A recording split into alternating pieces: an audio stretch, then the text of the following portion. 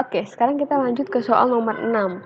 Di sini diketahui sebuah percobaan antara Ca dan S membentuk CaS dan membentuk zat sisa.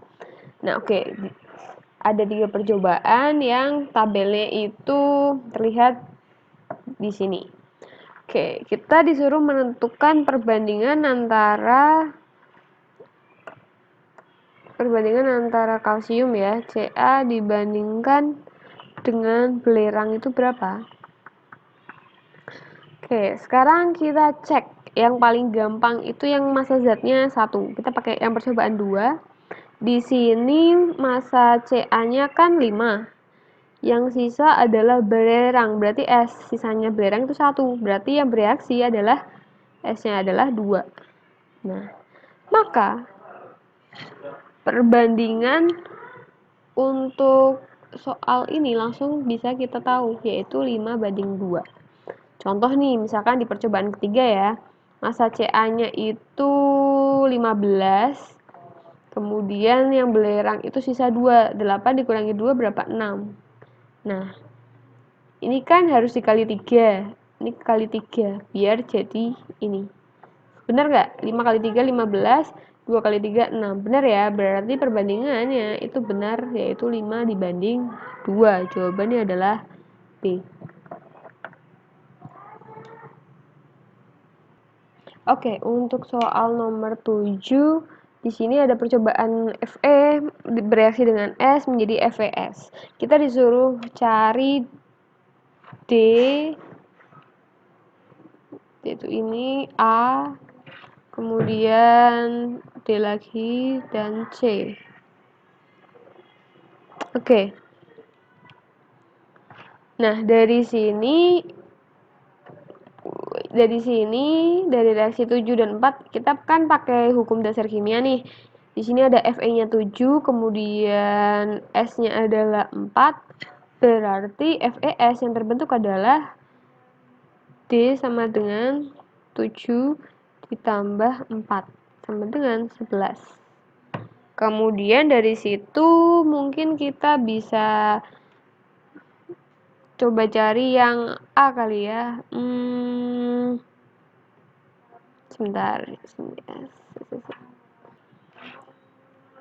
Kemudian untuk yang dari percobaan 1 nilai A, kita juga bisa tahu.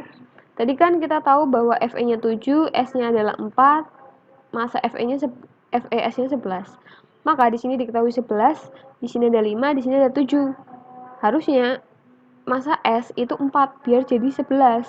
Jadi nilai A-nya massa zat sisa adalah 5 dikurangi 4, punyanya S, sama dengan 1. Itu adalah nilai A.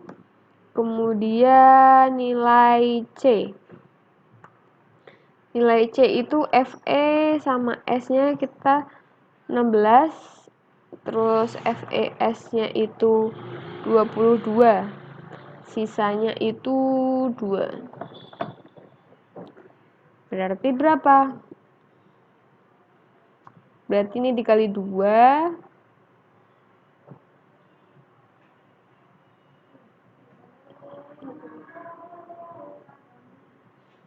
berarti FeS-nya kan 11, berarti ini dikali 2, 5-nya kali 2, 4-nya kali ini ya, pakai yang ini ya.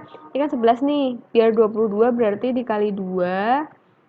Berarti ini juga dikali 2, berarti 4 kali 2, 8, berarti C-nya sama dengan 8. Yang ininya 7 kali 2 kan 14, ada kelebihan 2, pas 16 ya. Kemudian berarti A, C, D-nya itu A-nya adalah 1, kemudian B-nya bagian mana? B-nya coba di skip dulu. C-nya itu adalah 8, 1, 8.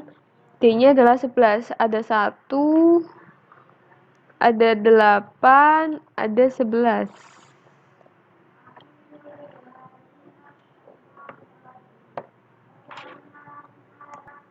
Oke, jadi di sini sepertinya tadi ada kesalahan soal ya. Di sini kita cek dulu, ini tuh sepertinya bukan D tapi B.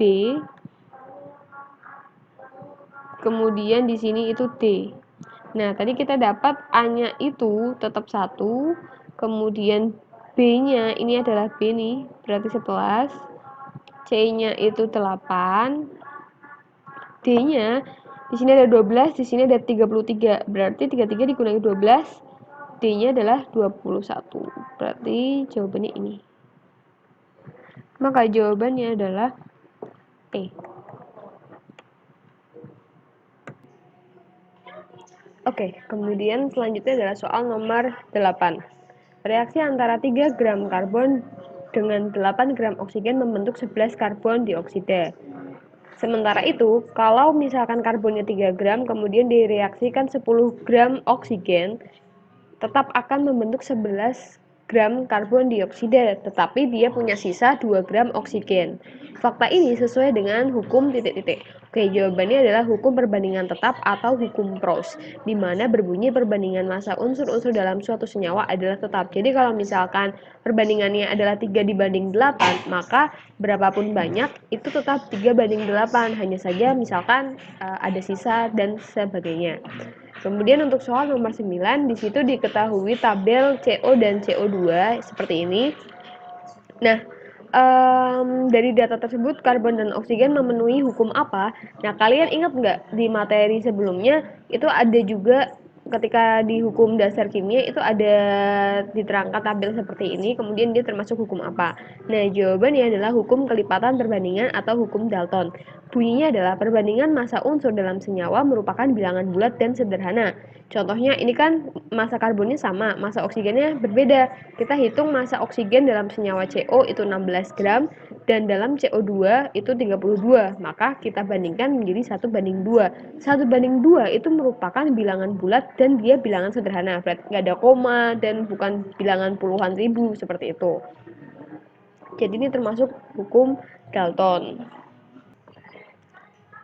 Oke, untuk soal nomor 10 di sini diketahui logam M dengan oksigen membentuk dua macam oksida logam. MO yang pertama itu nilainya 79,5 gram, tetapi di senyawa yang lain membentuk massa 143 gram. Jika satu atom oksigen bermassa 16 gram, rumus senyawa kedua adalah titik-titik. Nah, di sini MRMO yang pertama itu 79,5. Nah, MRMO terdiri dari ARM dan ARO. ARM itu tidak diketahui, ditambah O-nya adalah 16 sama dengan 79,5, ARM sama dengan 63,5. Nah, oksida kedua itu nilainya 143. Massa oksigen sama dengan oksida sebelumnya. Berarti MRX sama dengan N kali ARM ditambah ARO. MRX-nya itu 143, N-nya ditanyakan, ARM-nya adalah 63,5 ditambah ARO 16. Maka ya 143 dikurangi 16, 127 sama dengan 63,5 N. Maka N sama dengan 127 dibagi 63,5, N-nya berarti 2. Maka rumus senyawa tersebut adalah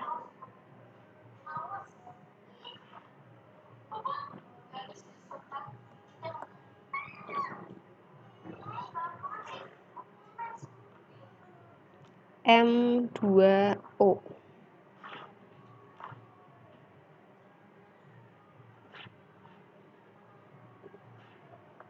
Ya, M2O. Berarti jawabannya adalah B.